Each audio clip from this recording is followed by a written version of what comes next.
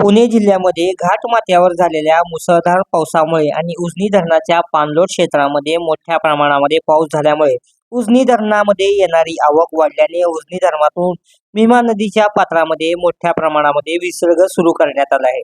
त्यामुळे पंढरपूरच्या चंद्रभागा नदीच्या पात्रामध्ये पूरजन्य परिस्थिती निर्माण झाली असून पंढरपूर येथे भीमा नदीचे पात्र सध्या दुथडी भरून वाहू लागले आहे। दरम्यान पुणे जिल्ह्यामध्ये मोठ्या प्रमाणामध्ये पर्जन्यवृष्टी झाल्यामुळे आणि उजनी धरणामध्ये येणारी आवक वाढल्यामुळे आज सायंकाळी 4च्या दरम्यान उजनी धरणातून भीमा नदीच्या पात्रामध्ये सुमारे 85,000 क्युसेकचा विसर्ग सोडण्यात आला आहे। तर वीर धरणातून येणारी आवक देखील वाढल्यामुळे वीर धरणातून देखील 63,000 क्युसेक इतका विसर्ग भीमा नदीच्या पात्रामध्ये नीरा नदीच्या पात्रामध्ये सोडण्यात आला आहे।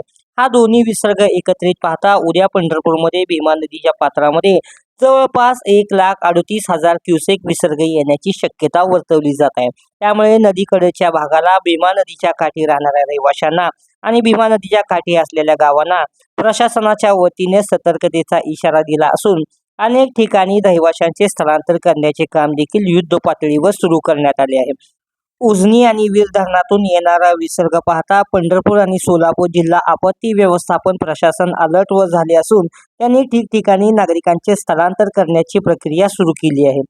उजनी धरणामध्ये येणारी आवक वाढत राहिली आणि वीर धरणातून वरून येणारी आवक जर वाढली तर भविष्यामध्ये पंढरपूरच्या भीमा नदीच्या पात्रामध्ये मोठ्या प्रमाणामध्ये विसर्ग येण्याची शक्यता वर्तवली जात आहे।